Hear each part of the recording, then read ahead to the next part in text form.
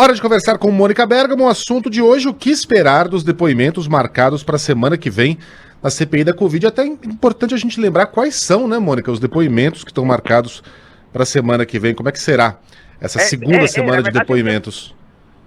Bom dia, em primeiro lugar. Bom dia a todos. Mônica. Pois é, na verdade, estão marcados do Fábio Weingarten, secretário de Comunicação, o do ex-chanceler Ernesto Araújo, e o da Anvisa, que foi adiado, né, para a próxima semana. Mas o que eu ia falar era do depoimento do Fábio Weingarten. O que esperar de novo, né?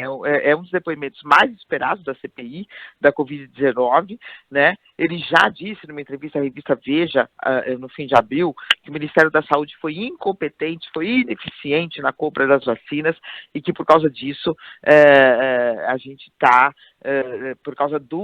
porque entre outras coisas o general Eduardo Pazuello demorou meses para atender a Pfizer no ano passado, desprezou, sequer respondia burocraticamente às cartas da empresa.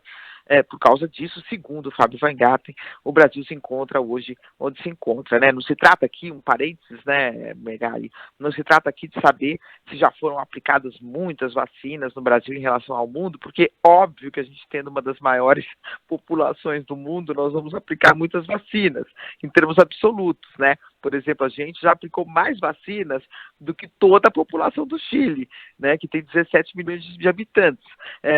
Mas nós estamos melhores do que o Chile? É óbvio que não. Percentualmente, eles já aplicaram muito mais, eles já estão vacinando pessoas de 40 anos. Aqui no Brasil, pessoas de mais de 60 anos enfrentam 5 horas de fila em postos de São Paulo em um dia. As vacinas da Pfizer, as pouquíssimas vacinas da Pfizer que vieram para o Brasil, para São Paulo, praticamente se esgotaram, né? Foram 135 mil vacinas, foram aplicadas em um dia, Megali, porque as pessoas buscaram postos onde tinha essa vacina, que é considerada a melhor do mundo até agora, né, a mais eficaz. 99 mil já foram aplicadas. Então, o Fábio vai detalhar como ele fez de tudo para acelerar essa compra, e o governo nada. Agora, o que ele deve trazer, além dessa questão da Pfizer, Megali, é que não foi só com a Pfizer que teve problema, né? Também com a russa Sputnik, diálogos com os russos, que até agora, nessa confusão grande, também foi objeto de atenção dele. Também tinha problema nas tratativas com a Covaxin indiana. As pessoas não eram recebidas, os representantes não eram recebidos, não tinham acesso ao Ministério da Saúde no ano passado, eram desconsiderados pelo governo. Tudo isso ele deve falar à CPI, né? Ele conversou com representantes da Sputnik, da Covaxin, buscou autoridades. No desespero, tem uma coisa curiosa, Megali, você sabe que o Fábio Weingarten até hoje defende o presidente Jair Bolsonaro. Ele fala tudo isso, mas ele diz que o presidente Jair Bolsonaro está isento, que foi mal orientado, que não foi responsabilidade do presidente da República.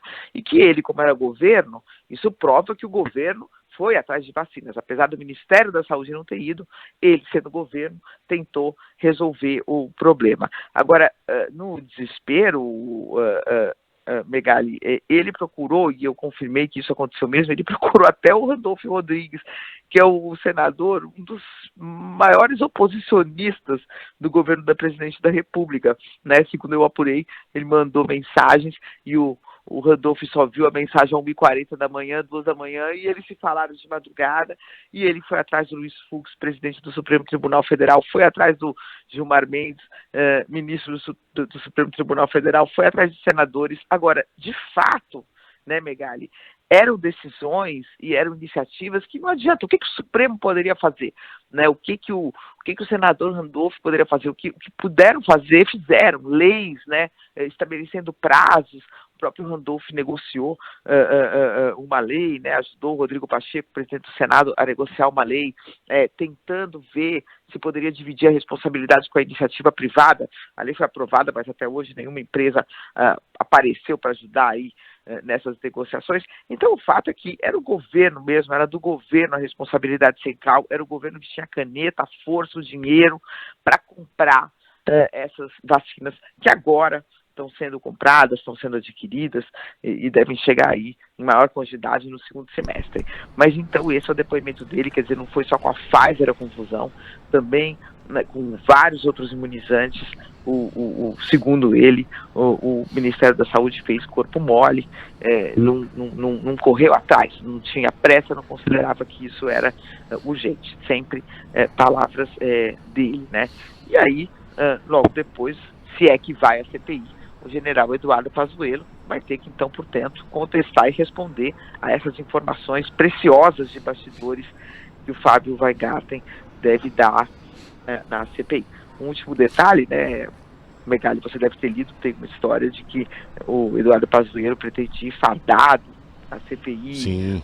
Seria até interessante, né, uma exposição ali sim, ele fala, ele simbolizaria, não era o general Pazuello que foi lá, era o exército que estava lá fazendo tudo isso. Então, muita polêmica aí dos bastidores em torno dessa possibilidade dele ir fardado, falar com os senadores.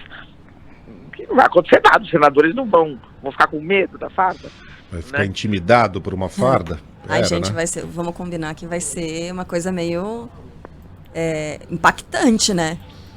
Vai ser um tanto chocante, né? Um general fardado. Vai ser ridículo, né? Mas...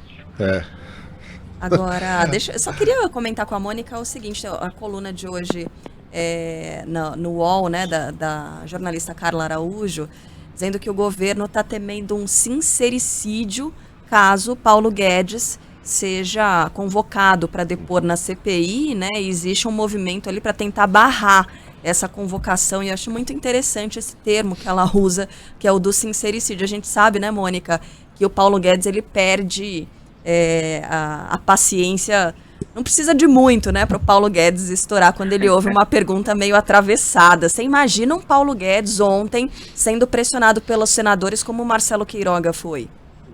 Pois é, o Marcelo Queiroga, apesar dos silêncios, né, muitos senadores falaram, olha, ele, mesmo de oposição com quem eu conversei, falaram, olha, ele passou, né, no moedor de carne, porque ali, de fato, é um moedor de carne, né. Eu vou falar uma coisa aqui que é engraçado. Tem uma amiga minha que diz que, brincando comigo, né, ela é de Brasília, e ela fala que ela achava engraçado quando ela me via por aí, ela dizia, você chega perto dos senadores, faz aquela cara de retardado, escuta tudo, publica tudo, né.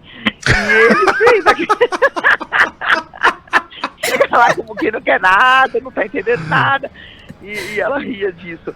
E eles vão falando, ela falou, e os senadores vão contando para você. Ela trabalhava no Senado. Bom, e aí eu ontem lembrei disso, né? O ministro Marcelo Queiroga fez aquele cara lá de quem não tá entendendo nada, mas tá entendendo muito bem, né? Ele é muito hábil. E ele ficou ali, olha, não sei, não desviou, né? Não falou mal do presidente da República, até onde pôde, né? Porque é difícil a situação dele. Já antes de um depoimento em que vão ser cobrados fortemente, o governo vai ser cobrado por não seguir a ciência, por criar problemas, o presidente fala mal da China, fala mal de máscara, fala que vai baixar o decreto contra o isolamento, fala ameaça o Supremo. Quer dizer, era difícil a situação dele, muito complicada. E aí o senador falaram, apesar de tudo, né, quer dizer, ele acabou fazendo aquela cara de paisagem e passou, né? Mas isso não adianta muito, porque, na verdade, os silêncios e as omissões também podem ser fatos importantes no relatório final da CPI. A Sheila estava lembrando aqui que o Pazuello também é bem paviozinho curto, né? Imagina, ele sob pressão. Aliás, ontem ele acompanhando, porque certamente deve ter acompanhado, né? O Marcelo Queiroga já começou a pensar certamente na próxima desculpa, né? Mas certamente. Não, e ele tá tão de quarentena que recebeu o Onix.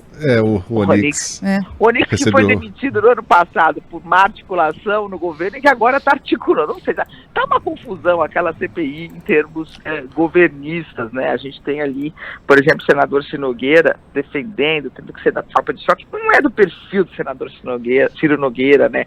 Ele nunca foi um parlamentar com décadas ali de Congresso, ele nunca foi um parlamentar de chegar, de obstruir, de gritar, de ir para a argumentação, como a gente vê os senadores de oposição fazendo, né? Como a gente vê o Renan fazendo, como a gente vê o Randolfo Rodrigues fazendo, o Humberto Costa, estão acostumados, vão para o microfone, fazem um embate retórico, fazem um embate de ideias, isso já é deles, da vida deles.